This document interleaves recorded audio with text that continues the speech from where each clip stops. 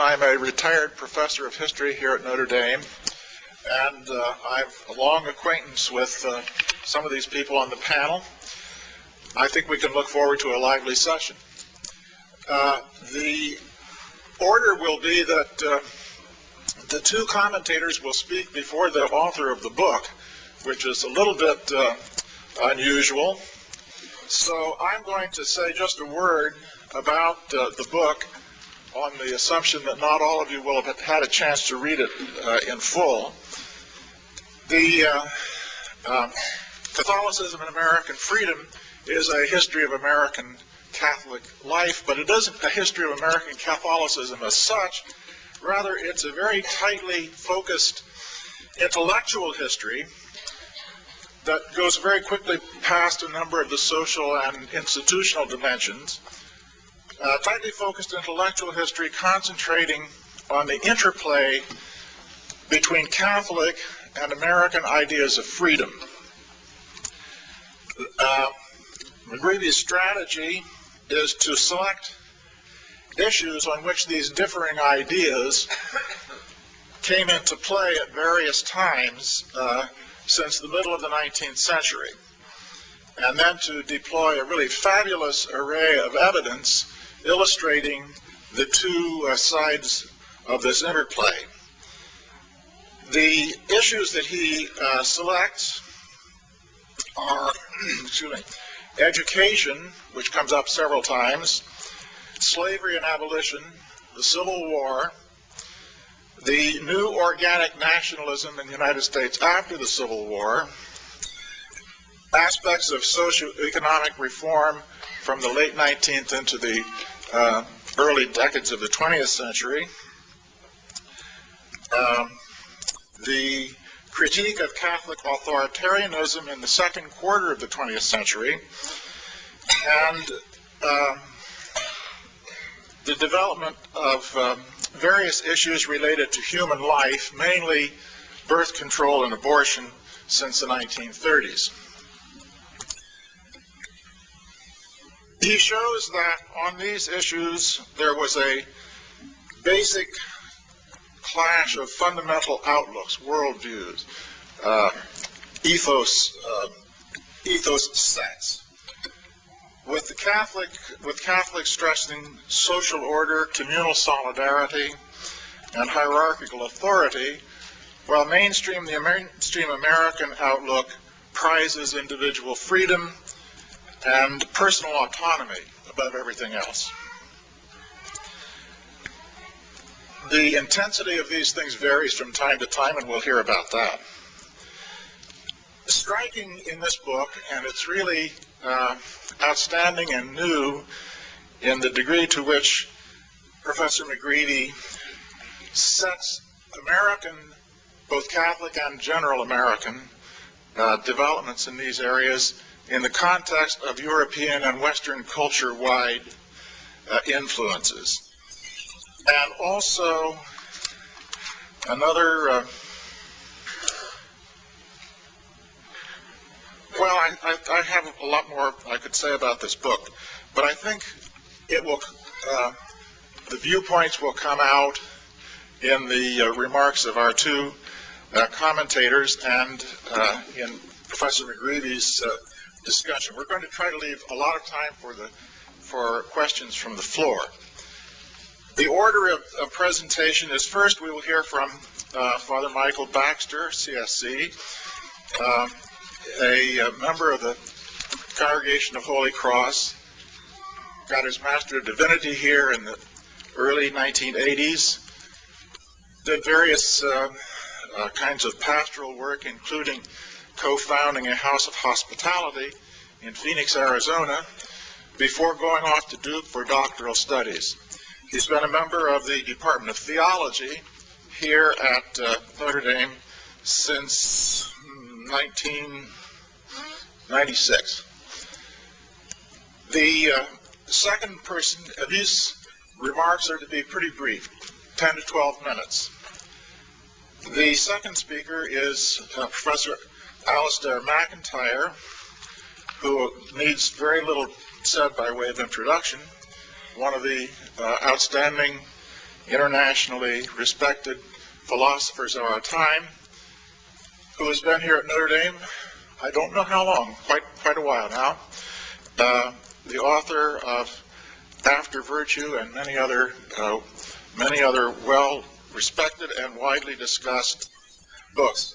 So we'll have first remarks from a philosopher, pardon me, I got it backwards, remarks from a theologian, and then from philosopher, and then the historian, who, Professor McGreevy, now chairman of the department here in Notre Dame, who joined the faculty, I think, in 1993, 92? 97. I retired in 96. He was an undergraduate here and he got his degree at Stanford in 1992. That's where I went off. And has published a number of very significant and widely noted articles, and before this book, another called Parish Boundaries, dealing with the confrontation and interaction between urban Catholics and African Americans in northern cities in the first half of the 20th century. So I turn it over now to Father Baxter.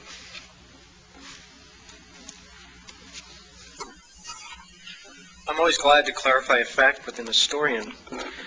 1996. I'm also glad to be here to respond to this book. I have some opening remarks which try to characterize the book too, figuring that many of you would not have read it. It's only been published just this year. And after reading it, I understand why several years ago, when my office was on the first floor of DCO and facing the stadium, that why this guy was going back and forth to the library 4 or 5 times a day, armful of books. And I've had the pleasure now of reading the fruits of that work. It's an excellent history. One that is eminently readable, so that one is disappointed that a given chapter is over, or surprised at how much one has read at a single sitting. One that is extremely well researched. The endnotes total to more than 100 pages, and with more than 100 plus notes for each of the 10 chapters. And it is a history that is full of vivid episodes and startling facts. Episodes such as the Eliot School Rebellion of 1859, with which the book starts, where poor 10-year-old Thomas Wall refused to recite the Protestant version of the 10 Commandments at his father's behest, and thereby found himself in the center of a national controversy. This little 10-year-old kid from Boston area. And facts such as the fact that Gerald Kelly, the Jesuit moral theologian, instructed his readers that eating turtle soup violates the ban for not eating meat on Friday when prepared with a beef base, but does not violate it when prepared with an oyster base. So to the great relief of turtle soup connoisseurs, we have that and many other facts besides. These episodes and facts are imploded within a narrative that has 2 focal points. The first being that strange tribe or set of tribes that come under the name Catholic or Catholicism. And the second being that powerful and ever more pervasive set of beliefs and practices that come under the heading of American freedom. The purpose of the narrative is to demonstrate the interaction between these 2 focal points, hence the title, Catholicism and American Freedom. These same 2 focal points shape a long line of general surveys of the history of Catholicism in America. David J. O'Brien's Public Catholicism in 1989, J. Dolan's The American Catholic Experience in 1985, James Hennessy's American Catholics in 1981, Thomas T. McAvoy's A History of the Catholic Church in the United States in 1969, which our moderator helped complete once Father McAvoy died, before he finished the book. And before that, American Catholicism in 1955, and then again in 1969 by John Tracy Ellis, commonly known as the Dean of American Catholic Historians. With such a long line of esteemed predecessors, one might be tempted to think that yet another narrative on this topic would have little new to say. But that would indeed be a mistake, because McGreevy's narrative brings new emphasis to the way in which the political situation and intellectual life of Catholicism in Europe has influenced and shaped the political situation and intellectual life of Catholicism in the United States. The way in which, to be more specific, the Church's condemnation of liberalism in the 19th century as part of its struggle to retain or regain temporal sway over the nation-states of Europe, especially France. This condemnation of liberalism generated an opposition in the United States between anti-Catholic nationalists and Catholic ultramontanes. An opposition that was played out very dramatically and rather fruitlessly when it came to many great issues of the day, such as slavery or education or the social question. Given this opposition, there was little space for the U.S. Catholic liberals in the 19th century to operate. And in many ways, McGreevy tells the story of how such a space opened up as we move into the 20th century. McGreevy's narrative is wonderfully rich in detail, bringing out aspects of people and events that are often neglected or omitted, such as the staunch opposition to birth control by John Ryan, who was often simplistically portrayed as a Catholic progressive or progressive social reformer. But in spite of the unprecedented level and detail and complexity that McGreevy brings into this narrative, it still nevertheless is structured on the same basic plotline as that of his predecessors. Thus, the pivotal events in his narrative, it seems to me, is the embrace by Catholic theologians and social theorists of democracy in the middle of the 20th century, which McGreevy takes up in Chapter 7, entitled Democracy, Religious Freedom, and the Nouvelle Théologie. The key background event here is the onset of totalitarianism in Europe in the mid-20th century. And the key figures here are Jacques Maritain and John Courtney Murray, an unlikely pair, as McGreevy calls them, who faced a two-pronged opposition of, on the one hand, individualist liberalism, such as espoused by Paul Blanchard and many others, and on the other hand, the anti-liberal democratic forces in the Church. In the face of this two-pronged opposition, Maritain and Murray provided a nuanced political theory whereby the Catholic Church could embrace a properly understood and rightly practiced modern liberal democracy. And this narrative is just wonderful in showing how this was not simply the work of these two people, but a whole constellation of scholars who were operating in the mid-20th century, many of whom are right here at the University of Notre Dame, some of which may be in this room. While I think that the efforts of Maritain and Murray were heroic, I am not in favor of a narrative that simply places them, names them as heroes, not because of anything lacking in their scholarship, of course, which is more impressive the more I read it. So much to learn, but because of the overall agenda of providing a Christian theoretical endorsement of modern liberal democracy, which I believe is both self-defeating and dangerous. By way of explanation, I want to turn back to the 19th century setting that McGreevy brings up and offer a possible alternative reading of the European background events and how they play into the U.S. situation. To explain myself here, I want to call attention to the European political struggle that made the United States seem like such a promising place for the Church to grow and flourish. In Europe, it seemed like there was bleak alternatives indeed. Throughout Europe in the 19th century, in one way or another, a struggle was underway between two opposing political forces. The forces of monarchical restoration and the forces associated with reform or revolution. The Church's reflexive response was to side with the forces of restoration on the supposition that it was the only political arrangement that could preserve or restore the religious and moral foundations upon which a genuinely just society rests. Given the virulence with which the Church was persecuted at the French Revolution, this response was understandable, and subsequent events in the 19th century, with one after another nation-state curbing the freedom of the church, evicting it from public life. These events only seem to confirm the church's fear of a secular or lay order.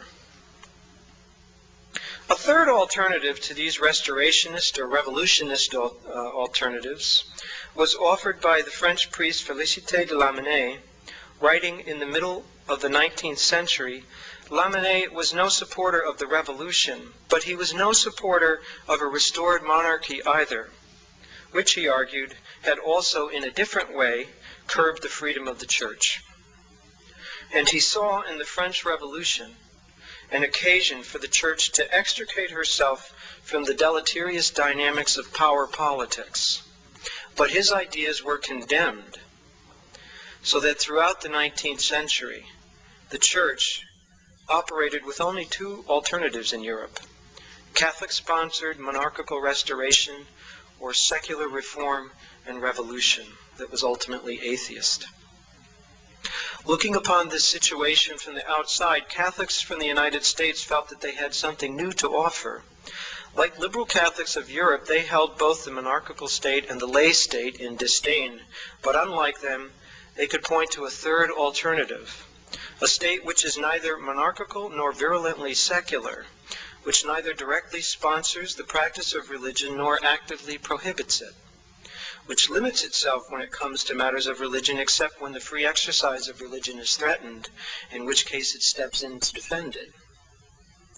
The emergence of this state could be regarded by U.S. Catholics as a work of divine providence because it signaled the possibility of a political arrangement in which the church would be free to carry out its mission of bringing the gospel to the nations. Indeed, in this vision, it was expected that America would eventually itself become Catholic, because only Catholicism could satisfy the deep aspirations of freedom that is so dear to all Americans. This line of reasoning can be seen in the writings of Bronson, Hecker. It appears in a subdued form in the documents of the Third Plenary Council of Baltimore, and it also appears in the actions and thoughts of American clerics in the late 19th century, such as John Ireland, James Gibbons, John Cain, and others. And while American was condemned by Leo XIII in 1899, these ideas lived on and were developed by Catholic philosophers, political theorists, and historians throughout the first half of the 20th century, as Philip Gleason has shown so vividly in his work Contending with Modernity. Murray fell heir to this vision. He dedicated his life's work to demonstrating that, yes, the political arrangement in the United States provides a genuinely new situation whereby the church's freedom is protected by a limited, religiously neutral, modern state. But as McGreevy shows in his narrative, the vindication of Murray at the Second Vatican Council was followed by a more sobering event of Roe v. Wade, which for Catholics signaled strong alarms. Catholics had made it into the mainstream of America, but is this the place we want to be?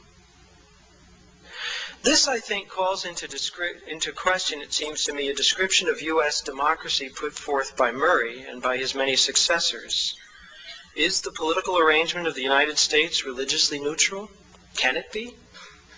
Is the role of the state in American political life as limited as Murray said it must be in order for genuine democracy to flourish? Or does the state behave more like his description of totalitarian democracy? These are not idle questions, as can be seen by reading the political sections of Veritatis Splendor and Evangelium Vitae, the latter of which criticizes the tyrant state, a clear reference to the United States. And they pertain directly to the matter of abortion in the United States, and as well a host of other life issues. And I would also suggest the issue of war. McGreevy's account is excellent in pointing out the irony and the struggle of Catholics in the United States in putting forth their vision to the nation in order to effect change regarding these issues. But his narrative seems less cognizant that this agenda of providing an ethic to be embodied in the central institutions of U.S. political and cultural order may simply be impossible. In other words, Murray's agenda, However frustrated, according to McGreevy, it's the right agenda to take up. But here it must be asked whether or not Murray's critics were right when they argued that a doctrinal endorsement of modern liberalism would lead to religious indifferentism among Catholics and a general accommodation to a culture that was more corrosive to the good life than Murray acknowledged. Indeed, my position is too complex to elaborate here, but I can sum it up in this way. That just as the church in Europe was held captive by the monarchical state in one way, and by the lay state in another way, so the church in the United States has become captive by the liberal democratic state in yet a third way. In other words, the critical issue is the nature of the modern nation state, which I would contend is not capable of the self-imposed neutrality regarding religion that Catholic proponents of U.S. democracy ascribe to it. Thus, while the liberal democratic state may seem to resolve the problem of monarchy and secular democracy by a new arrangement, Christian democracy, the terms of this solution produce new problems which afford no solution, the new problems centering around the issues of freedom and autonomy. In fact, they may be more insidious because these workings of state hegemony in so-called moderately liberal democracy are more subtle. In stating this, I think I can align myself with Lamennais, who argued that the church should remove itself from power politics of the modern state system, so as to be truly free to embrace the gospel in a way that it was pursued and embraced before Constantine. This comes right out of Lamennais. And when the church embraced an imperial agenda. Now, at this point, I could turn to Dorothy Day, who was mentioned once as the best example of a non-state-centered, more evangelical approach to Christian life in the modern world. But Mark and Louise Swick over here will be speaking on her tomorrow, and I don't want to be perceived as a kind of a Dorothy Day cheerleader either. So let me turn in conclusion to one other related figure, Thomas Merton, who is mentioned in McGreevy's book only once in passing. He was the author, Seven Storey Mountain, one of the greatest religious bestsellers in U.S. history. Two things can be observed about Merton. One, he had a much better grasp of the implications of the Nouvelle Théologie put out by de Lubac and others than Murray, particularly when it came to social change and transformation. He had a richer conception of the interaction between the natural and the supernatural. And he refused to imagine that we could attain natural ends in our political and economic life without the assistance of the supernatural life. A great book in this regard, The Ascent to Truth, whereby Merton shows that Thomas Aquinas was at bottom a mystic, and that John Cross was at bottom a Thomist. Got to read the book. He didn't like the book, but it's a great book. It's a call to contemplation as the key to social transformation and spiritual revolution. The second thing I want to notice is this. When we speak of Merton, of course, we imagine that this is the life for someone closed off in the monastery, but Merton himself came to understand that he wanted to open it up, not live in a ghetto. Contemplation was the call of everyone by virtue of their baptism. It was a way to cease being mesmerized by conventional partisan politics and by capitalist culture through personal relationships. Also, it was a way to renew the clergy in the monastery and out. In McGreevy's book, he concludes with a reference to the clergy sexual abuse crisis. I wonder if, in this history, we may look for an avenue forward in these troubled times, which is the note on which the book ends, by looking at someone like Merton and seeing the call to contemplation through darkness into the light of Christ be governing living flames of love as our call, all of us. And yet not Merton's monasticism, but something out in the cities, In this sense, we could say that at this point in our history, we are waiting not for Godot nor for another Saint Benedict. We are waiting for another, doubtless very different, Saint Francis. Thank you.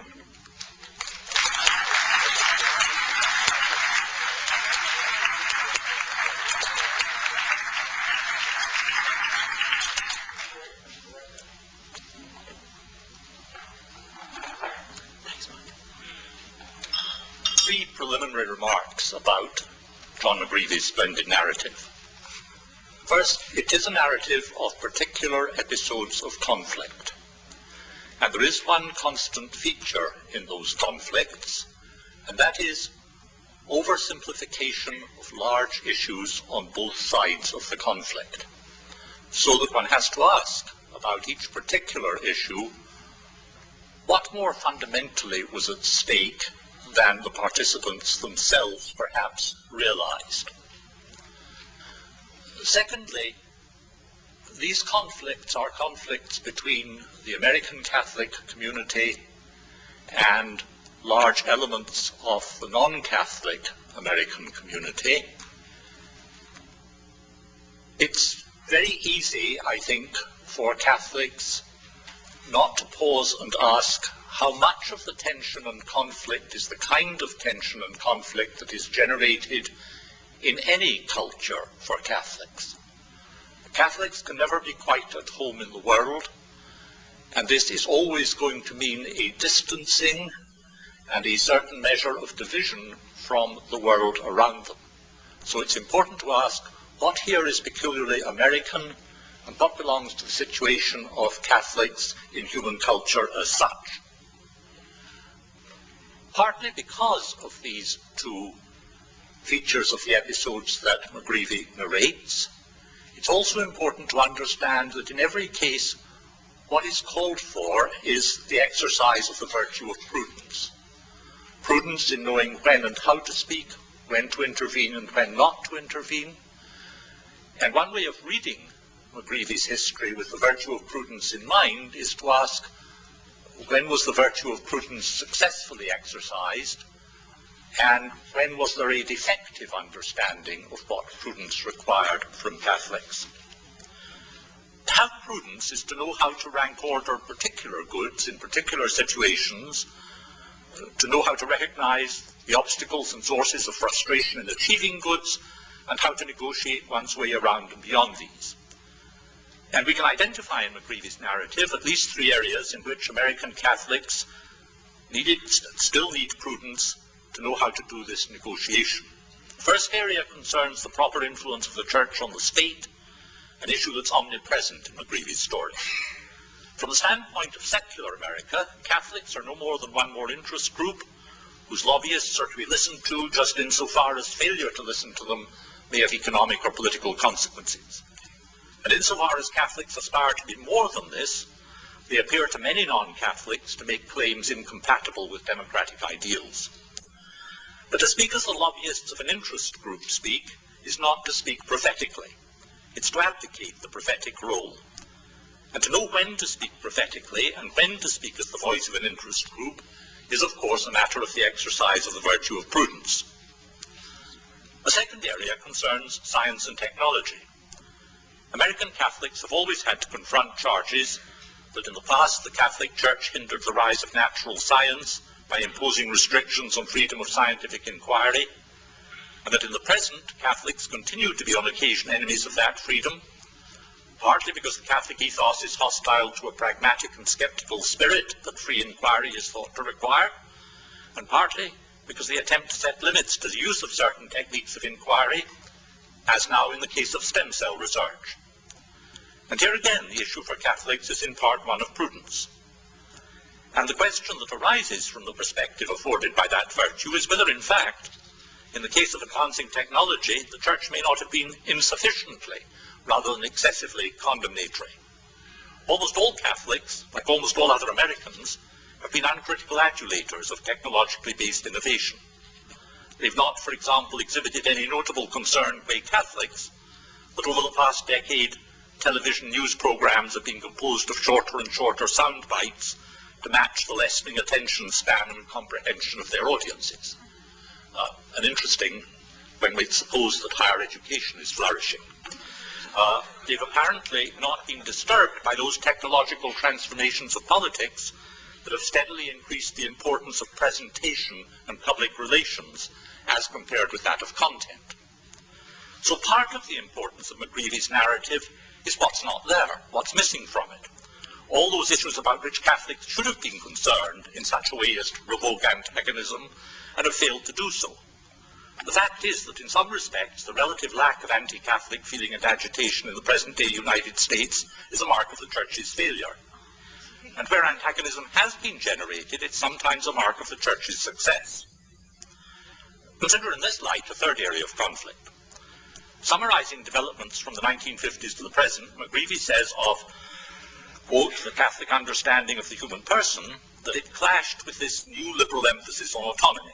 That is, with the claim that which moral principles individuals adopt should be, so far as possible, up to each individual, and the respect for individual preferences should never be violated, except for those minimal sanctions necessary to ensure the rule of law.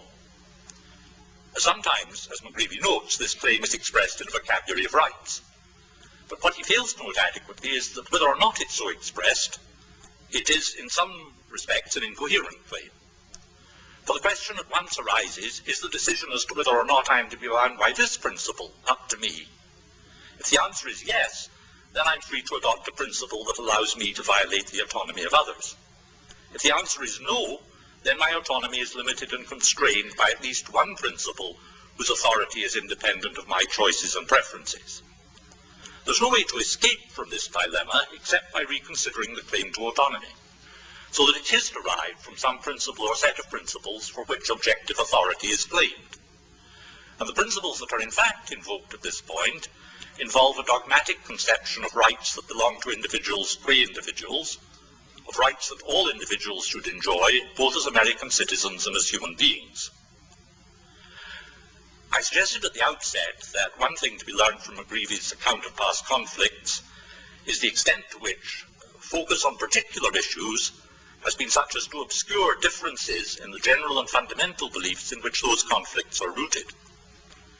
One such set of general and fundamental beliefs is the secular individualism that I've just sketched. And opposed to it is another set of such beliefs, at whose core is a concept notably absent from almost all the debates that McGreevy recounts, the concept of the common good, a good not reducible to, a good that's more and other than, the goods of individuals. That concept of a common good is integral to any Catholic conception of law and rights. It's because of what Catholics take the common good of family life to be that they take the view of sexuality that they do. It's because of what Catholics take the common good of political life to be that they take the view of the Church's legitimate place in politics that they do. It's because of what Catholics take to be the common good of those who engage in the life of the mind that they view scientific inquiry in the way that they do. Abstract these conceptions of common goods from the debates, and at once, without this background, Catholic positions are bound to appear as a set of arbitrary prohibitions and interventions, as they so often do to non-Catholics. It's important, of course, to note that on a Catholic view, a common good is not something achieved at the expense of the goods of individuals. It's rather that each individual is able to achieve his own particular good only in and through those social relationships which can be sustained only by directing ourselves towards the achievement of common goods. By contrast, on the view of rights presupposed and embodied both in the Declaration of Independence and in the Constitution, rights belong exclusively to individuals, and the protection of rights is necessary in order to permit each adult individual to pursue his own good as she or he sees fit. Now, I believe it is this contrast that generates particular conflicts in particular areas, that the hostility to Catholic pronouncements on public affairs designed to influence public policy, the hostility to Catholic attitudes towards natural sciences and technology, the hostility to Catholic judgments that individual autonomy is acceptable only if accompanied by a recognition that, for example, the taking of innocent life, including innocent fetal life, is unconditionally prohibited, whatever the Constitution says, whatever federal and state laws say, and whatever individual choices may be, the hostility to all these Catholic views springs from one and the same fear that principles to which individuals have not given their assent should be imposed on their choices and actions. And if in these three debates, American Catholics were to urge on their fellow Americans considerations concerning the common good, as understood, for example, by Aquinas, the reply would be that such considerations have force only so far as they are subordinated to and redefined in terms of the overriding claims of individual rights. Now, at this point in the argument, it may seem that I'm interpreting the debates that McGreevy recounts as if the American conception of freedom on the one hand and the Catholic conception of common goods on the other are starkly incompatible. Yet if we suppose this to be the case, we need to turn to another part of McGreevy's narrative, that which concerns the project engaged in by Maritain and Yves Simon and by John Courtney Murray, in very different ways, the project of reconciling Catholicism and American democracy. Is the incompatibility between the two such that this project had to be founded on nothing but illusion? Not at all, and this for more than one reason.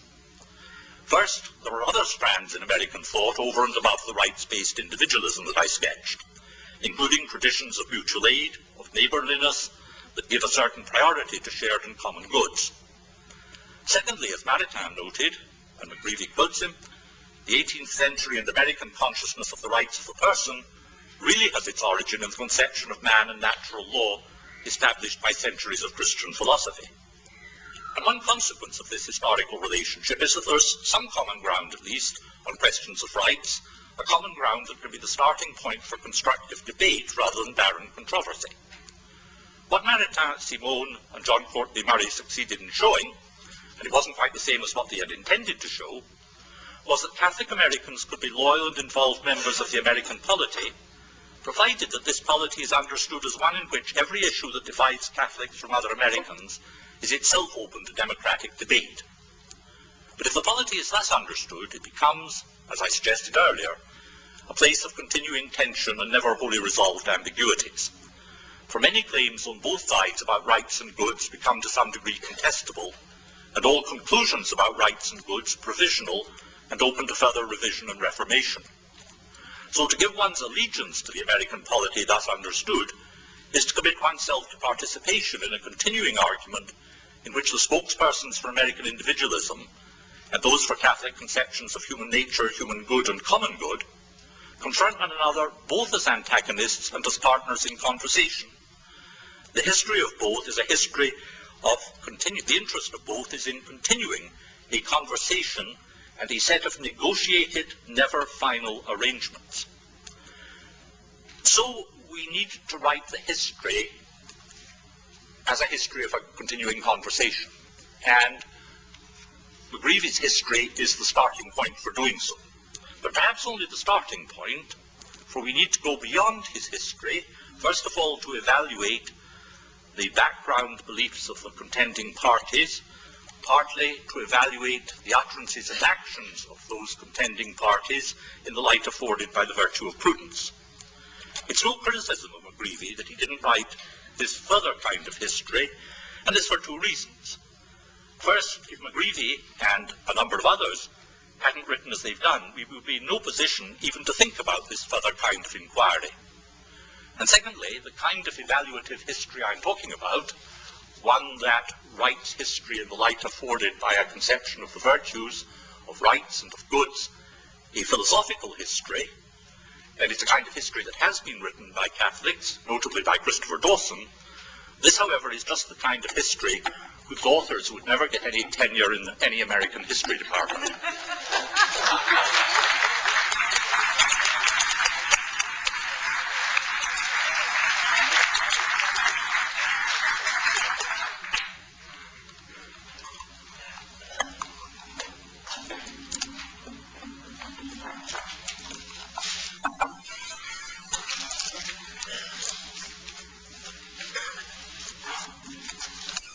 Let me thank my colleagues, Bill Gleason, whose work has been inspirational for so many, including myself, in the field of U.S. religious and intellectual history. Father Michael Baxter, my friend, colleague, and occasional tennis partner, from whom I have learned much of importance beyond the need for a reliable backhand. And Alistair McIntyre, quite simply one of the most important figures in the intellectual life of our own time, who honors all of us in this room and at Notre Dame by his presence. I'll make my response brief, since the most stimulating components of these sessions, I think, are exchanges between panelists and exchanges between panelists and the audience. First, in just a few words, let me say what I hope to accomplish in Catholicism and American Freedom, a book that all of you should buy, and perhaps that a few of you at least should read. My goal was simple: to sketch the interplay between Catholic and American ideas of freedom and how that shaped 19th century debates over education, slavery, and nationalism, and 20th century debates over the economy, education again, social welfare policy, democracy, birth control, and abortion. I asked and tried to answer various questions. Why did so few Catholics urge the abolition of slavery, and why were there so many abolitionists who were anti-Catholic? Why did anti-Catholicism powerfully shape American, but not just American, French, British, German, Mexican, and Chilean nationalism in the late 19th century North Atlantic world? How did Catholic ideas of the economy coalesce with those of the Democratic Party in the 1930s? And how did Catholic ideas about human sexuality and human life split apart from that party in the late 1960s?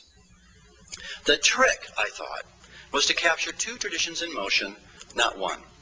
To explore American ideas about Catholicism along with the predispositions, at times blinders, framing the mental landscape of American Catholics. I envisioned two audiences.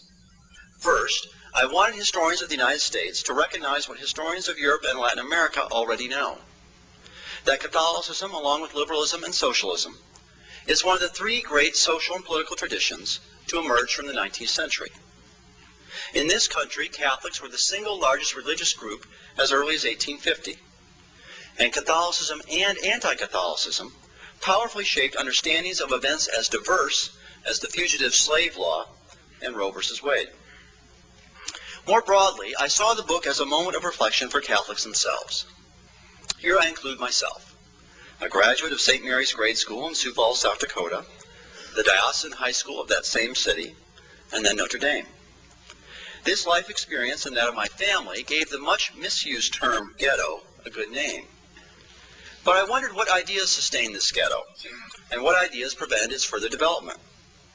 I wanted Catholics to gain a sharper sense of what the American experience has meant for what is, after all, a Roman Catholic Church, and what that same church has meant for the United States. Now, let me briefly make a few impromptu remarks, because I hadn't seen them before today, or hadn't heard them before today, to Father Baxter's generous and thoughtful comments. Where we agree. I agree with Michael that the pivotal event, in retrospect, in the book is the Catholic embrace of democracy in the mid-20th century. Where we disagree. I disagree with Michael in his argument that the Christian endorsement of liberal democracy, beginning in the 19th century and culminating, I think, in the mid-20th century, was dangerous. I think it was not. And in fact, I think it was historically, in a sense, inevitable and fortuitous. Michael nicely historicizes the reasons for Catholic doubts about democracy in the late 19th century. The anti-clericalism of many European governments, at times persecution of the church. What he also needs to do, though, is historicize the reasons for the Catholic endorsement of democracy in the 1940s and 1930s, 40s, and 50s by Murray, Maritain, and others who, I think Michael is right, are the heroes in some ways, in my view, of this story. They endorsed it because of a kind of deep sadness over Catholic complicity with fascism in the 1930s, from Italy to Vichy France to Argentina. They endorsed it because of the trauma of World War II and the slaughter of armies on both sides, and then as word came out, the Holocaust. And so that led them to a vision of fundamental human rights that coincided in many ways with what American and European Democrats were talking about. I disagree with Michael that this vision was, in a sense, or this step of endorsement of democracy was an error, in part because of subsequent developments such as Roe versus Wade. I think it's a larger cultural problem than that. And here I agree with Professor McIntyre that the engagement and constructive dialogue he calls for, in contrast with what he terms barren conversation, can only be facilitated by engagement with the society in which one lives. Finally, I'm not sure about Thomas Merton. I frankly confess, I think Michael's exactly right that I could have done more with Merton in the book and did do very little. I have to frankly confess I've often found Merton somewhat impenetrable. And when Michael said that Merton viewed Aquinas as a mystic, this only confirmed my initial presupposition. Now let me turn to Professor McIntyre. Here too I'll begin with where we agree. First, a central, perhaps the central tension in Catholicism and American freedom is that of living as a Catholic Christian and living as an American. Embedded in this tension is exactly the prudential dilemma that Professor McIntyre so eloquently describes. When do Catholic Christians speak as prophets, chastising the world around them? And when do they speak as concerned Catholic citizens in a social order for which they bear considerable responsibility? I am less concerned than Professor McIntyre is that bishops and Catholics generally might become yet another interest group, a religious variant on the AARP or the Sierra Club. Precisely what will make bishops and Catholic intellectuals important voices in American society, and at times has made them important voices, is offering a coherent moral vision that encompasses a variety of discrete issues. Second, we agree that a certain amount of anti-Catholicism in any host society testifies to Catholic vitality, not Catholic obsolescence. If Catholics really believed that economic freedom did not entail the economic inequality that marks the United States of the 21st century, we would be noisier and less polite than we are. If we really believed that the family was the central unit of society, we would not encourage our students to so automatically value work and career over the competing claims of spouses, children, friendship, and neighborhood. The larger question here is one of formation in a distinct tradition, a topic for another day, but one crucial to the health of not just Notre Dame, but the larger Catholic community. Now where we may disagree. I am grateful for Professor McIntyre's acute description of different notions of freedom. I wish in the book I could have contrasted as concisely as does Professor McIntyre two views of individual autonomy. One that emphasizes the, quote, choices and preferences of individuals, and the Catholic view that the common good allows each individual to achieve his or her own particular good through social relationships. But had I tried simply to contrast two views of freedom, Catholic and liberal, I would have written a shorter book, and a less historically compelling one. Because any time two such powerful and comprehensive ideologies develop, internal arguments about the character of those ideologies and subsequent revisions become as important as more predictable clashes between proponents of one or another broad view. Professor McIntyre knows this better than I do, and he refers to the importance of an ongoing argument in democratic society, with many contestable claims on both sides about rights and goods. But neither he nor Father Baxter devotes much time to what historians might consider hard cases. So let's look at three hard cases. And I do this knowing in the audience that John Noonan, who's a particularly acute student of much of this material.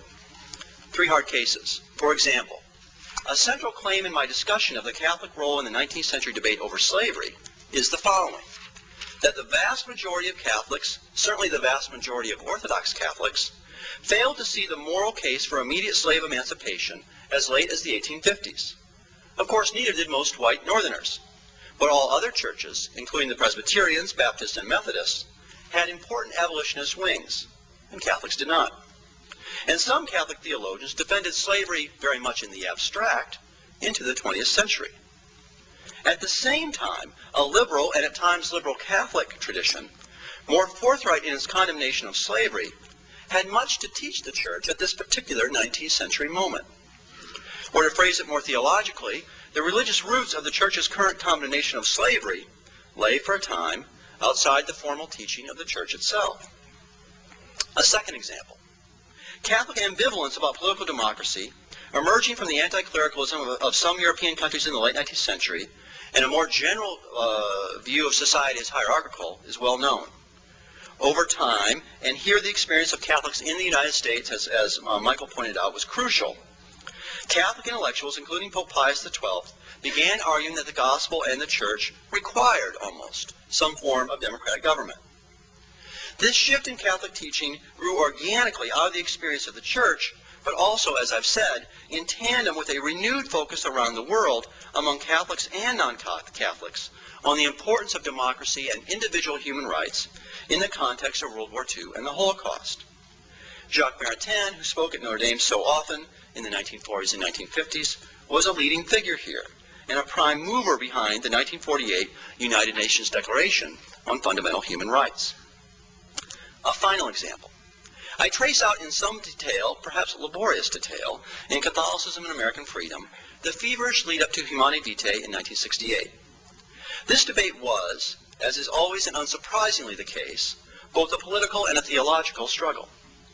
But the historical record suggests that most bishops at the council, including John Paul I, favored a change in the teaching on contraception, that most priests, certainly most priests in the United States active in the confessional, favored a change in the teaching, and that the vast majority of faithful married Catholic couples felt the need for a change even more strongly. John Courtney Murray, in the last talk given before he died in 1967, worried that in the case of contraception, the Church had spoken too soon, with a premature certainty. And in a letter written just before his death, Murray compared those defending the Church's position on contraception to those bishops who had opposed the Declaration of Religious Freedom at the Second Vatican Council. Now, none of this proves that Paul VI was misguided at Humanae Vitae. What it does suggest is that he stood quite ineffectively against powerful and I think genuinely moral currents, including, most importantly, a growing recognition of the importance of new roles for women and the changing nature of the family in a post-industrial economy. The problem here for Paul VI and Catholic bishops around the world was not, to use Professor McIntyre's phrasing, that they were unelected. It was that they were unpersuasive. Bishops should be appointed and not elected in a hierarchical church, even if we could debate the mechanisms of that process. But bishops, like all of us, need to be alert to shifts in moral conventions that begin in unconventional places. Since 1968, I argue, the Catholic position on both contraception and women's ordination has muffled the effectiveness and vigor of Catholic arguments about abortion. Bishops talking about either gender or sex in a society that could well benefit from the wisdom of bishops on both subjects are no longer viewed as credible. I say all this quite clearly not to bog us down in debate over the morality of slavery, democracy, or contraception. My general point is this.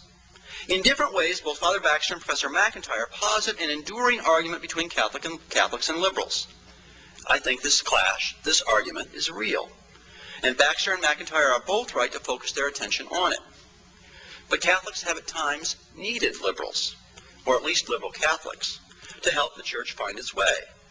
Just as now, I think, in a market-oriented society, in the market-oriented society in which we live, that society needs a powerful Catholic voice in defense of a moral law that we ourselves do not create. All of this requires a dedication to the constructive argument that Professor McIntyre rightly hopes for. And if my book makes some contribution to that argument, I will be more than satisfied. But it challenges, I think, the idea current in some circles that the best church is one removed from the society it finds corrupt. Constant prophecy, after all, breeds its own complacency.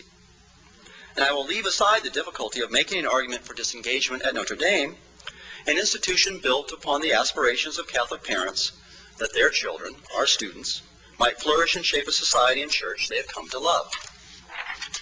Let's end by putting my concern in the form of a very long-winded question. Does the experience of Catholicism in the United States over the past 150 years demonstrate that effective Catholic teaching and witness in this society depends not only on having something to teach, but also on having something to learn? Thanks.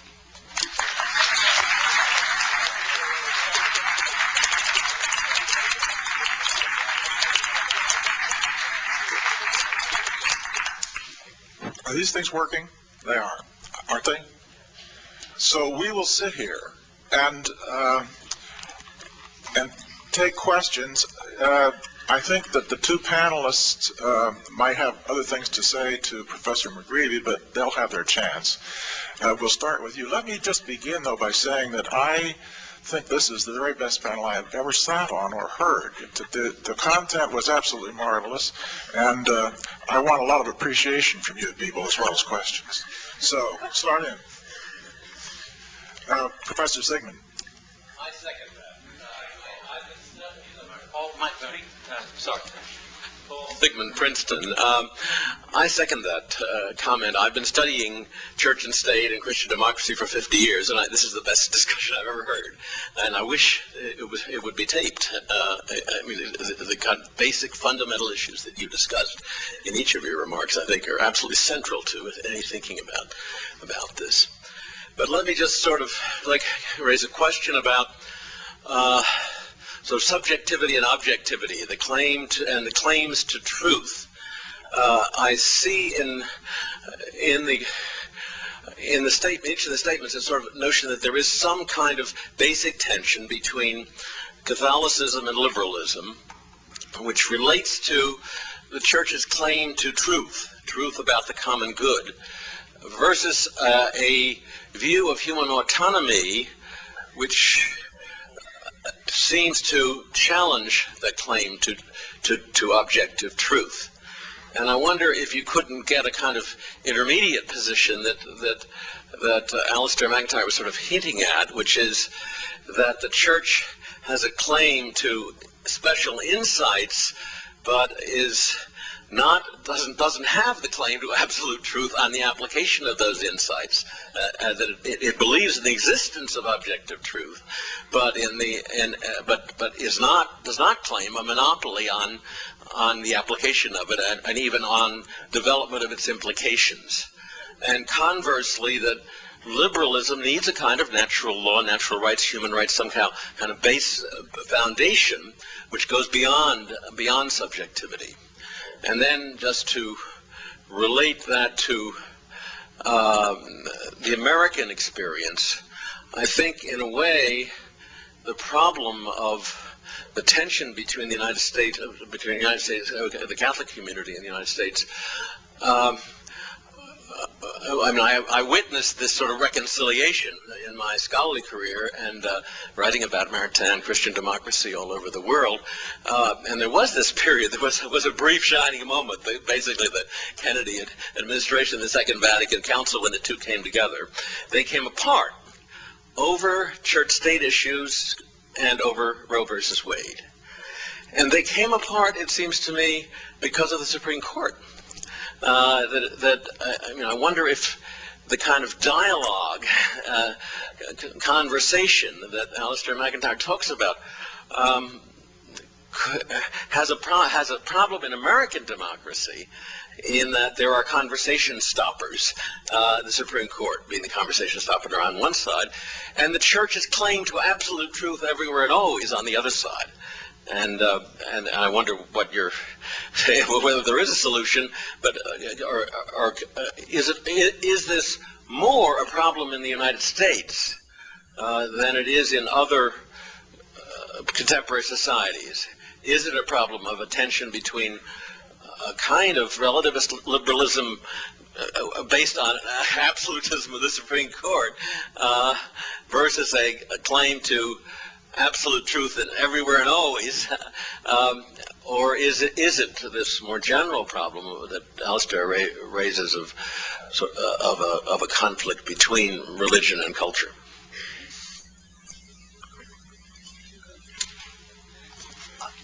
I think it's right that if you think about the relationship between Catholicism and politics as a problem in any host society in which Catholicism exists, that there are peculiar characteristics of the American situation, and one is certainly the Supreme Court. And I think those who have argued that Roe versus Wade was, what everyone thinks of the outcome of the decision, premature, that it cut off a longer discussion about human life that might have been more fruitful, as occurred in much of Europe. I think that's right, and that in some ways the tension is most acute in some ways in the United States because of the intensely individualist, rights-based legal culture that's developed, particularly over the last 30, 40 years. And figures like Mary Ann Glendon of Britain, I think, quite persuasively on that. Alistair?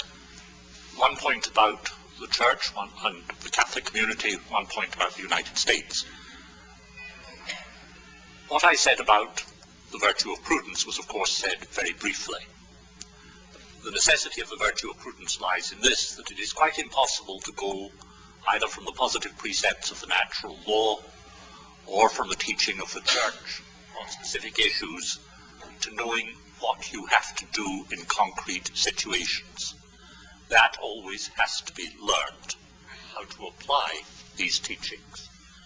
And in that learning is very often learning that has to draw upon the culture which you are confronting and which you inhabit, the secular culture. So I don't disagree with anything that Professor McGreevy said about Catholics having to learn from liberalism. We might disagree over particular issues as to what has to be learned, but that the interplay between Catholicism and the secular cultures with which it engages is one which the Church has to learn. That's generally true. This is as true in China today, the Church in China, as it is in the United States, with very different issues. So what I meant about, what I have said about prudence, ambiguity, tension, these are very importantly connected to how we learn. Secondly, I have a great advantage of not being an American. So I look at you on the outside, and I see people who, in relation to law, do three things. First, you exaggerate its importance. I mean, positive law. You love lawyers, or at least you finance them, which in America is often the same thing.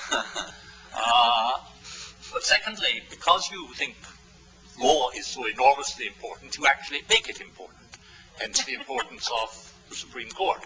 But thirdly, this is an exaggeration. There is a tremendous amount in American life that is independent of the way in which formal law proceeds. And if we were to look at the history of the abortion controversies and the pro-life movement, we have to reckon with the fact that although the pro-life movement has gained almost no legal victories, it has in fact had an enormous social impact on the lives of a myriad of young women, families, local communities in ways that have nothing to do with positive law. And the prism, you see everything through a legal prism, you don't understand America. And I think sometimes it's a good idea not to be an American. Unfortunately, most of you lack that opportunity. I take it you're waiting in line? Come ahead. I was struck by the comment toward the end about the need, I suppose, to exercise prudence in terms of, for example, the battle of fighting against abortion, in particular in deciding when and when not to talk about perhaps the even more divisive or more deeply divisive issues of contraception and women in the priesthood. And I definitely understand that, having been a student at Harvard for 4 years and a teaching assistant there for 2 years, and very active in the pro-life movement on campus, that it is important to know when and when not to push the issues further.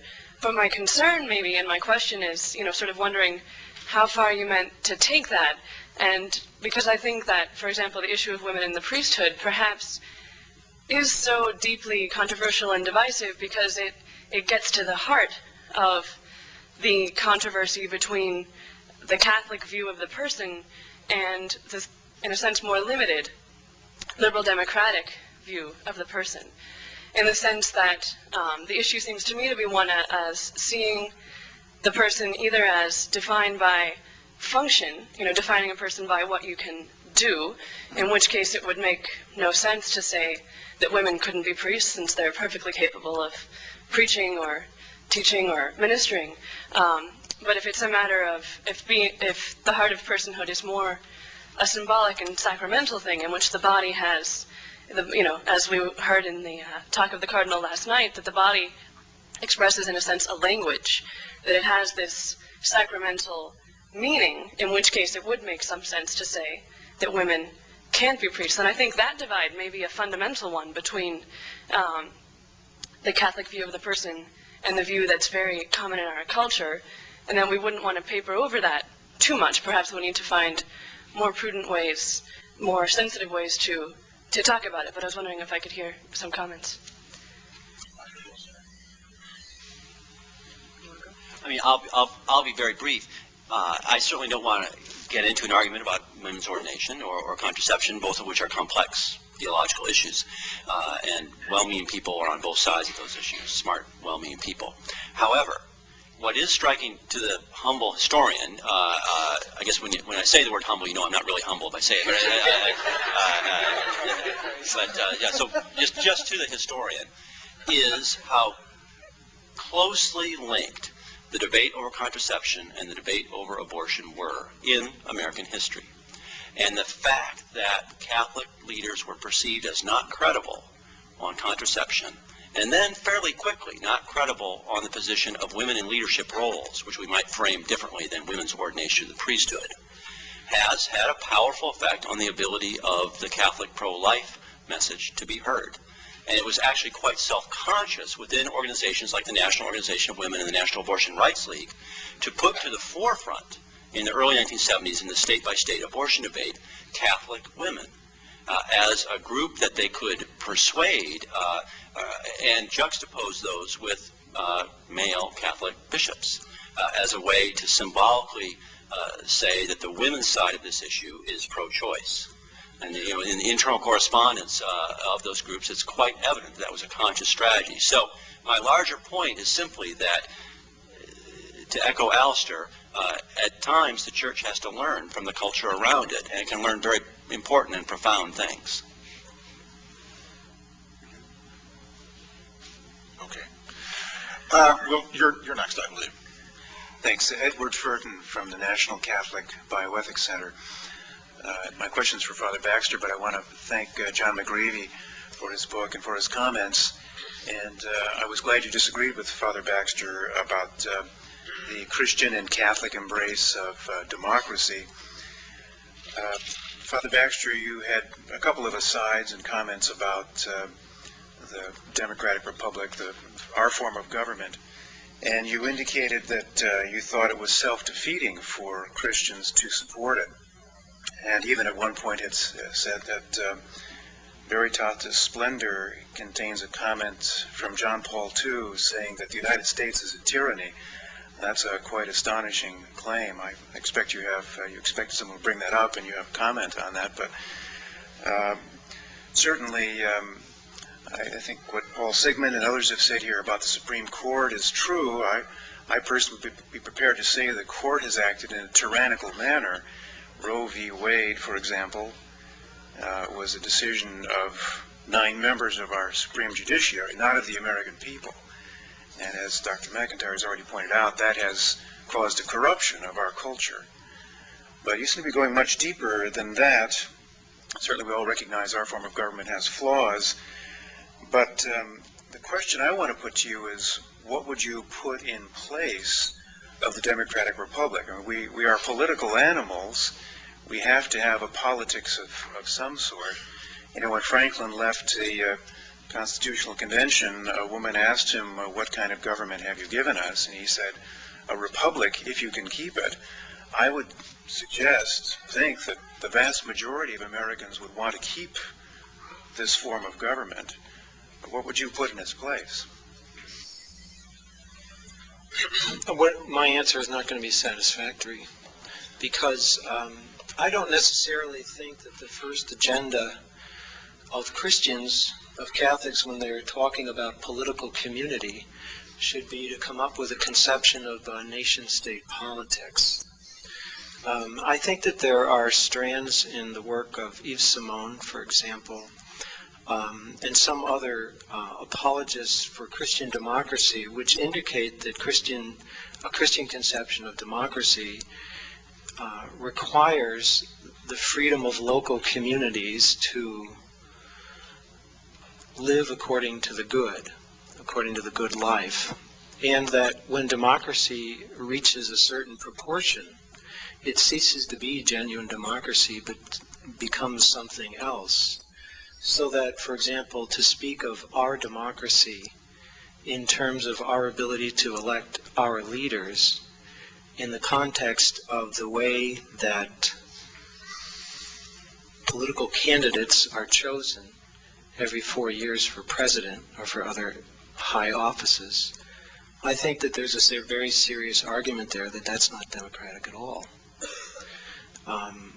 That we really live in a very deeply bureaucratic culture where people feel very powerless, and that in that sense, the primary issue for us is to learn how to, I'm stealing all this from the guy to my left here, is to learn how to develop forms of community within which we will be able to live the good life. I think that those areas are becoming less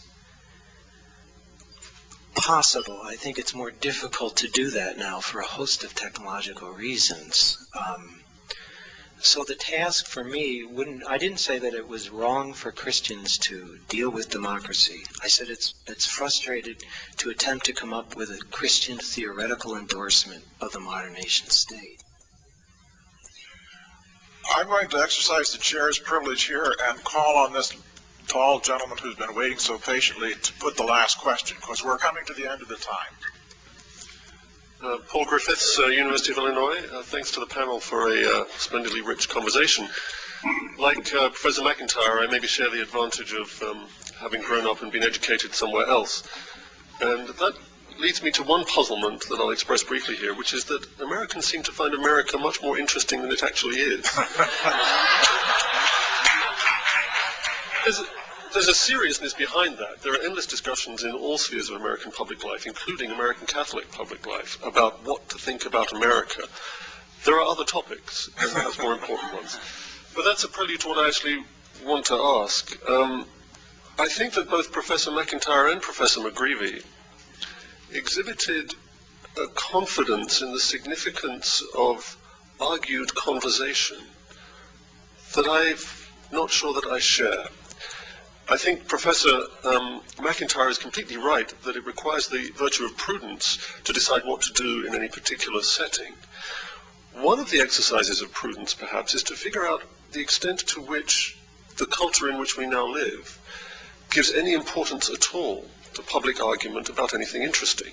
The extent to which, that's to say, public argument, whether offered by the US Catholic bishops or by intellectuals like those in this room, whether that has any purchase upon the main currents of cultural formation. I suspect increasingly that it does not.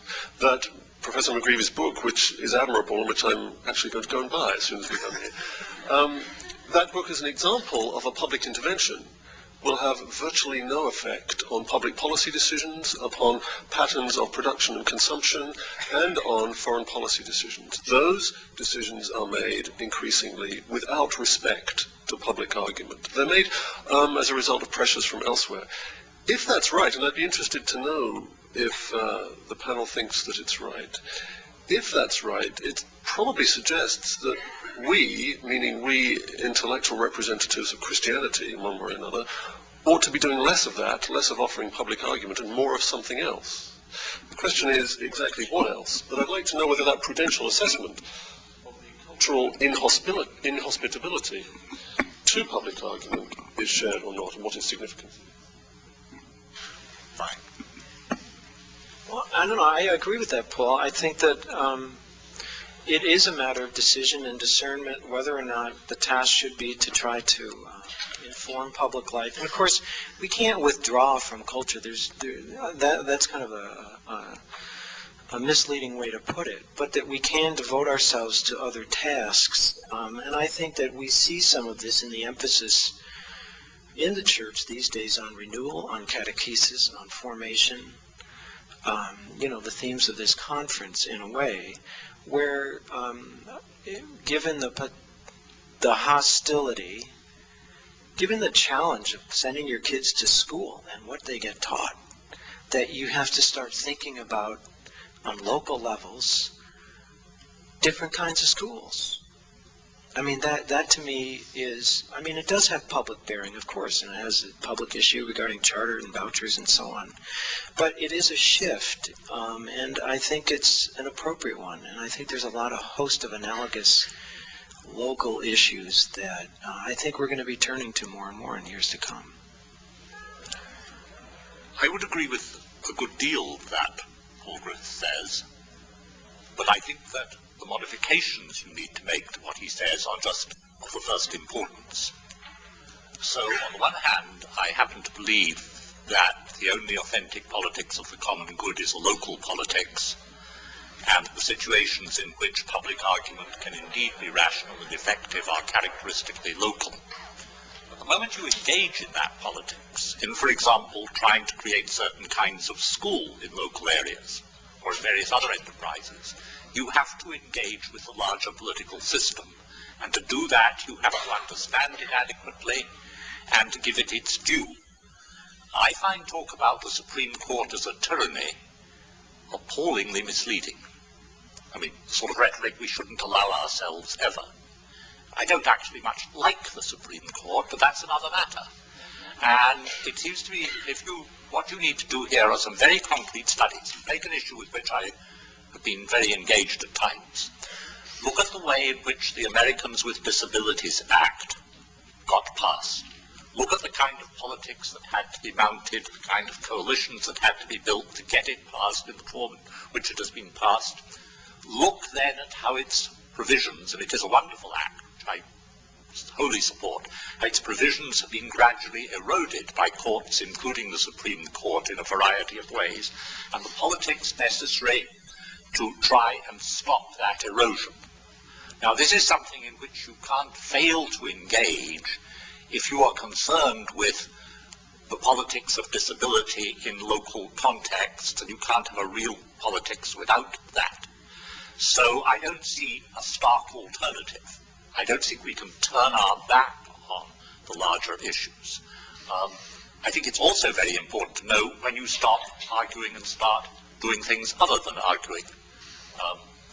I come from a society in which, whenever so often, we've stopped arguing and shot one another. And it hasn't always been a bad thing. But I don't think that's an option for Americans. Another reason why I would regret it if I were one. John, the last word. Nothing more from John? It's difficult to defend the importance of serious argument days before Arnold Schwarzenegger is going to be elected governor of California. But so I think the question is a serious, perhaps profound one. I just don't know what else there is. I mean, this is the only way that we can work to try and affect change on the issues that we care about. I remember reading once that David Reisman said he made arguments not to persuade others, but to encourage those who had already agreed with him. And at least we intellectuals interested in American Catholic history can take a great deal of encouragement from this morning's session. Thank you very much.